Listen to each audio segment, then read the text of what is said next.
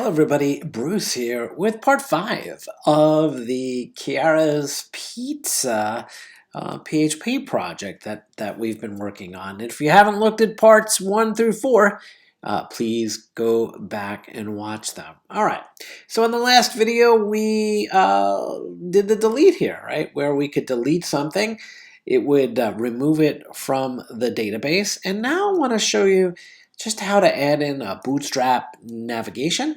So I'm going to go to the getbootstrap.com site, head on over to the docs, go to components, and then go to Navbar,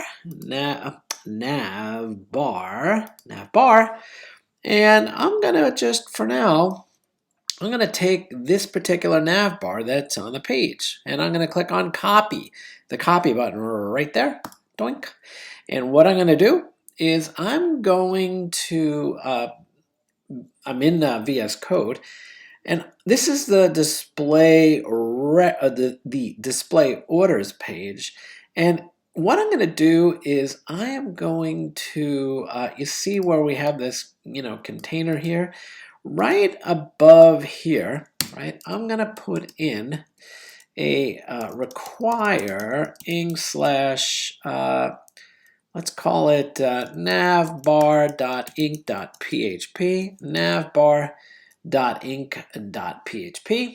and let me create a new file, and I'm going to paste this code in right here, which is just some HTML, and I am going to save it in the include folder, and I'm going to call it navbar.inc.php, right? And now I'm going to go back to my page here and reload it. And now you can see I have this navigation bar, right? It happens to be a light background, and it has some links, it has a drop down, and it goes edge to edge because it's actually in a fluid container, all right? So let's just tweak this a little bit, right? Let's tweak this HTML. Let's change this to Kiara's Pizza, right there. And let's add the home, let it take us to, display orders.php. And I'm just going to refresh this. See, it says Kiara's Pizza, and I click on home, right? It takes us to the to that page right there, right? It's the same page, right?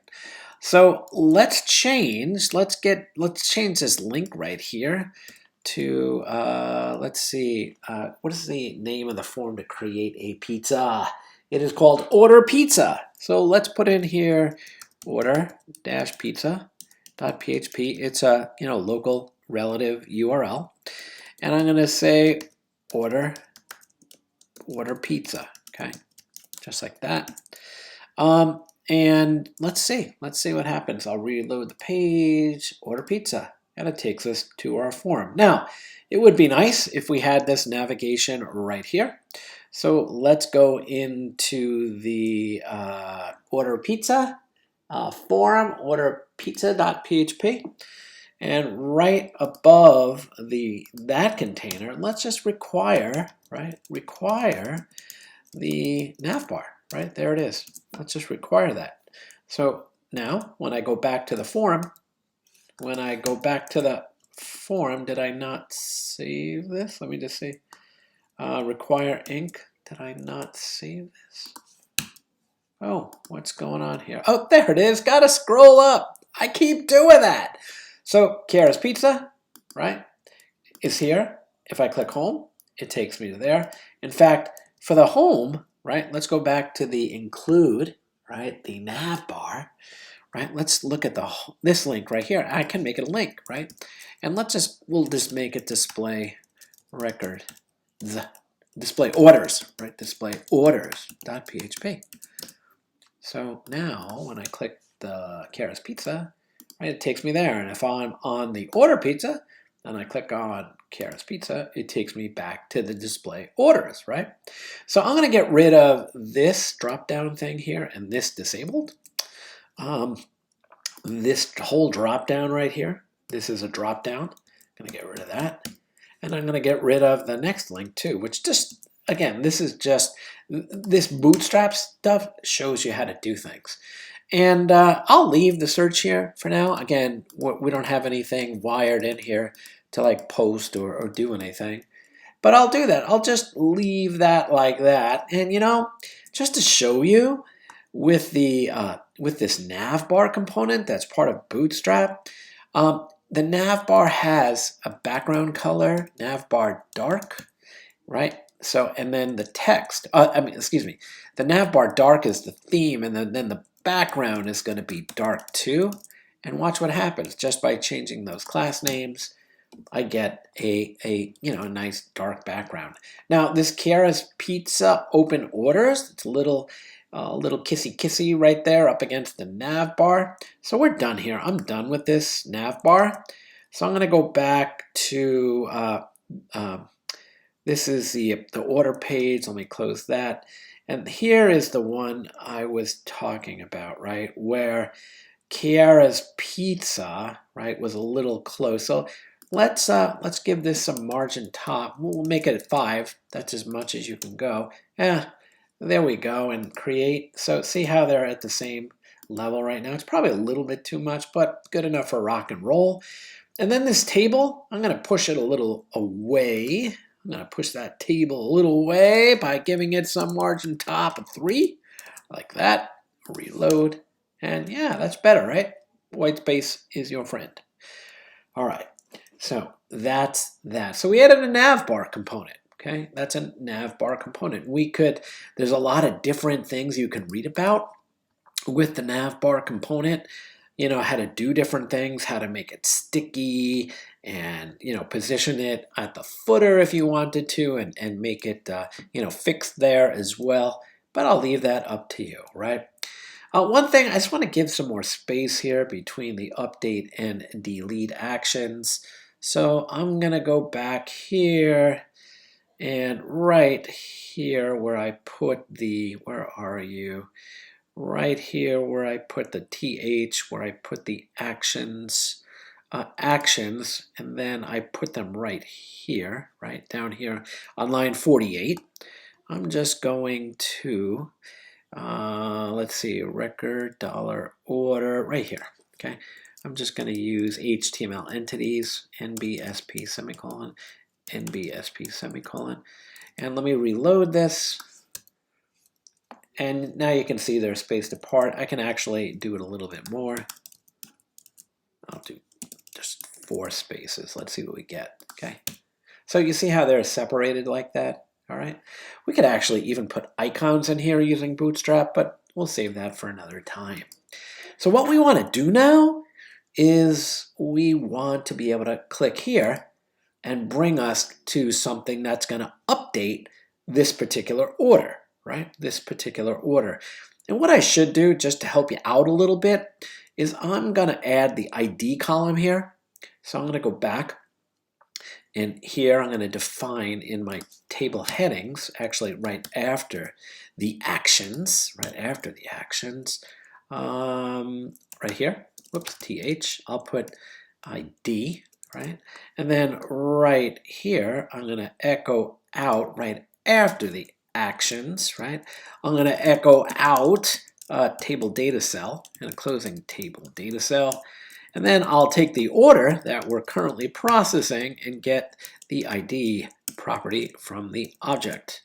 Okay, so now when I reload this, you can see I have the ID, and this is ID 14 in the database table. And to show that to you, if I go into PHP My Admin, and I look at Kiara's Pizza, and I go to the customer orders, and I go to, oh, we're browsing. See, it has the ID of 14. That's the only record in our table, right? So let's just go here. Let me go here, and let me order a pizza. I want meatball, and you know me, I like meatball pizza, so I'm getting 5. I'll enter my name, right? My full name here, Bruce Elgort, 123 Main Street, City, Vancouver, Washington, and I'll fly here, 98661, and I'm going to pay by a credit card, and I'm going to click place my order, and my order is in the oven, right? So again, we can deal with this kind of stuff, right, in the future. But if I go back right here, right, you can see that Bruce Algort has ordered a pizza. His order ID is 15, and there is all the information about him, right? So if I want to get rid of this first record and I click delete, you saw this before, right? Where I was able to get rid of it and it's magically gone.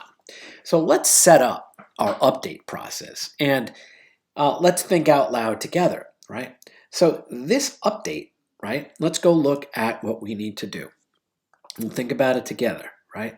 So the link that we need to create here is we need to say update-record.php, and then we need to pass in the ID of the record we want to update, which is order, and then the ID property, right? And that should do it, right? That should do it. So let's see what happens. Let's reload the page here. And when I click update, it's going to go to a non-existent page. But let's check out the URL. So look at that. It comes up and it says update records.php with an ID of 15. All right, we're on our way. So let's start out by creating a update-order.php page. And we'll start to stub in some of the HTML. And we'll say update order, right? Or actually, what I should do is Kiara's pizza update order, right? And what I need now, right, is I need a way, right, number one, to show the form, right, maybe, right? So PHP require from the includes, right, the form. There's the form. And what I need to do now is if I go back here and I click update, update record. It should be update record, not records, Bruce. All right, so let me go back and change that. Display orders. Update record, right? So let's refresh and let's click update. And update record.php, update record, it's update order. Oh my gosh, what is going on? Update order, right? So let's go back, let's reload and update. All right, so this is a good start. This is really ugly, right? Number one, it doesn't have any of our Bootstrap stuff, right? That's number one. And number two, it's showing the form. So again, this form was done, with Bootstrap stuff. So let's start by, again, and you would probably make these same things. Let's copy the link correctly this time for the Bootstrap CSS. And let's go to update order. And let's put that in there. Okay. And now let's reload our page. And okay, we're looking a little better, right? We don't have any Bootstrap stuff set up like in here, right? So what I mean there is let's put the navbar in here, right? Let's put the navbar, PHP require, and now the navbar.inc, right? So now when I reload this page, when I reload require inc navbar, okay. Let's see what's going on. Oh, I didn't scroll. See, I did it again, right? So, all right. So we kind of have the nav. This is the display orders. Let's go to update. Right there it is. Right there is. There it is. And let me go to actual size here. So I was getting the hamburger menu before. All right. So we're looking better. Now let's go here. And right below here, let's stick in our Bootstrap container. And then let's put this closing div over after here. Let's create our Bootstrap row right here. Right, let's do that. And let's create a column to put our form in.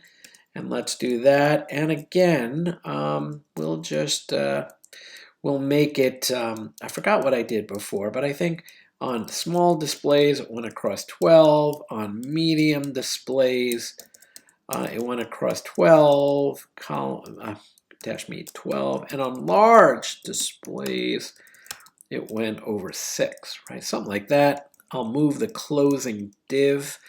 I'll move the closing div, right? I'll move the closing div right there. And now, when I do this, you can see that we're looking better, right? So let's just add a couple of more things here within the row. Let's put maybe a heading and say update order, right? Let's see what we got. Okay, let's move it down a little bit. Let's move that, that row down a little bit. Let's say margin top of 5. Let's see what we got. Yeah, so now we have our form. There it is. But look at all of these things here, right? It's like it's missing stuff, right? Because these variables for pizza type and all these things, right, that we built in there for being sticky aren't there, right? So the other thing that's missing, right, is the data, right? Because we clicked on updating Bruce's order, and we should see like all the information from Bruce's pizza order here for us to change, manipulate, right, mutate, whatever, and then we can not place your order, but update the order. And we'll talk about this too. So let's stop there for a second. We added the navbar. We added some space here. I showed you how to set up at least the basic stuff for the update page. And we'll pick up in the next video on where we're going to go next.